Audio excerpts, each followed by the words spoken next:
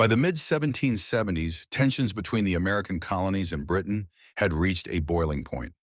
Colonial leaders, outraged by the Coercive Acts, convened to craft a united response. What began as a call for rights soon evolved into a movement for independence. From the debates of the First Continental Congress to the sparks of conflict at Lexington and Concord and the rallying cry of common sense, this was the dawn of a revolution. Join us as we explore how bold decisions, battlefield bravery, and revolutionary ideas set the colonies on the path to freedom. In September 1774, a pivotal event unfolded in Philadelphia as delegates from 12 of the 13 American colonies gathered for the First Continental Congress. Their mission was clear: to respond to the British Parliament's Coercive Acts, a series of punitive laws enacted after the Boston Tea Party.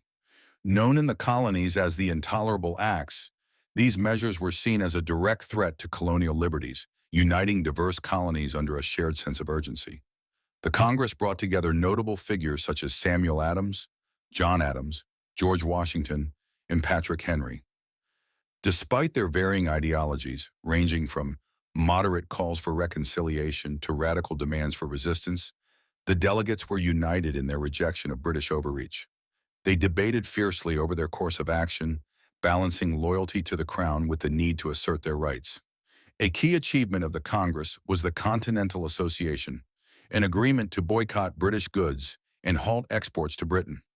This economic strategy was designed to pressure Britain into repealing the Coercive Acts by targeting its economy.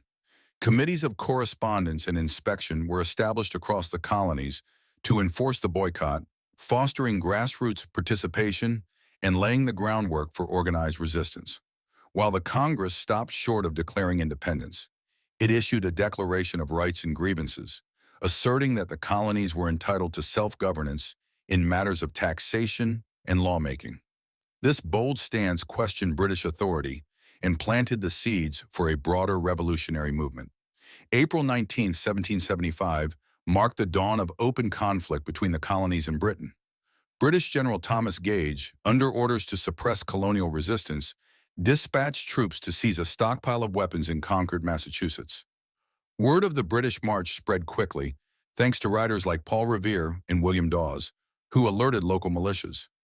At dawn in Lexington, British forces encountered 77 colonial Minutemen, armed but vastly outnumbered. Tensions were palpable, and when a single shot was fired, its origin unknown, both sides erupted in violence. The skirmish left 8 colonists dead and several wounded, sending shockwaves through the colonies. As the British troops advanced to Concord, they faced growing resistance.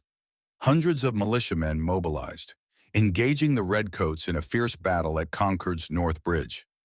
Forced to retreat, the British troops endured relentless ambushes along the road back to Boston, suffering heavy casualties. This series of clashes, later immortalized as the shot heard around the world, galvanized colonial resolve. The events at Lexington and Concord demonstrated the effectiveness of local militias and marked the beginning of an armed struggle for independence.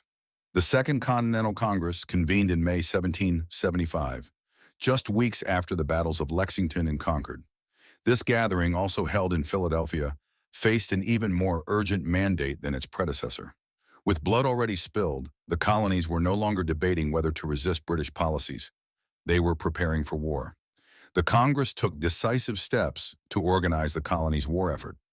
One of its most critical actions was the establishment of the Continental Army, a unified force to defend the colonies. George Washington, a Virginian known for his military experience and leadership, was unanimously appointed as its commander. His appointment was strategic, aiming to unify northern and southern colonies by giving the South a prominent role in the resistance. The Congress also sought a final attempt at reconciliation with Britain through the Olive Branch Petition, addressed directly to King George III. This document expressed loyalty to the Crown while urging an end to hostilities. However, the king's outright rejection of the petition, combined with his declaration that the colonies were in rebellion, left little doubt about Britain's intentions. Beyond military and diplomatic measures, the Second Continental Congress assumed broader governmental responsibilities, managing finances, diplomacy, and communication between the colonies.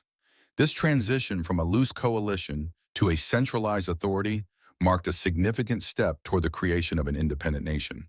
In January 1776, the revolutionary movement received a powerful boost with the publication of Common Sense by Thomas Paine. This pamphlet, written in plain, accessible language, challenged the legitimacy of monarchy and argued for complete independence from Britain. Paine's arguments resonated deeply with colonists of all backgrounds. He pointed out the absurdity of a distant island ruling a vast continent and highlighted the economic opportunities that independence could bring. Paine also framed the struggle as a moral imperative, emphasizing that America had a duty to set an example of freedom for the world.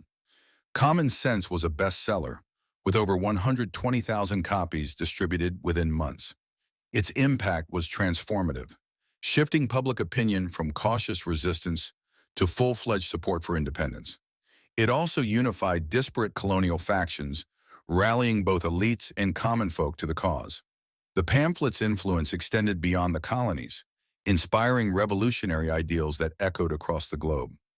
By the time the Declaration of Independence was drafted later in 1776, Paine's words had already prepared the hearts and minds of Americans for the bold step toward liberty. While Lexington and Concord marked the start of the armed conflict, the Battle of Bunker Hill was a pivotal early confrontation that showcased both the determination of the colonial militias and the challenges they faced against the British Army. Despite ultimately losing the battle due to a shortage of ammunition, the colonial forces inflicted significant casualties on the British troops. This clash demonstrated that the colonists could stand up to the might of Britain and embolden their resolve for independence. The rallying cry, "Don't fire until you see the whites of their eyes," became legendary, symbolizing the colonists' resourcefulness and grit under immense pressure. The journey from coordinated resistance to the brink of revolution reveals the resilience and determination of the American colonies. The unity forged in the Continental Congresses, the courage displayed at Lexington and Concord, and the transformative power of ideas like those in Common Sense reflect a society awakening to its potential. These moments were more than isolated events. They were the building blocks of a collective identity rooted in the pursuit of freedom and self-governance. As the colonies moved closer to breaking free from Britain, they laid the groundwork for a new nation, one that would forever redefine the meaning of liberty.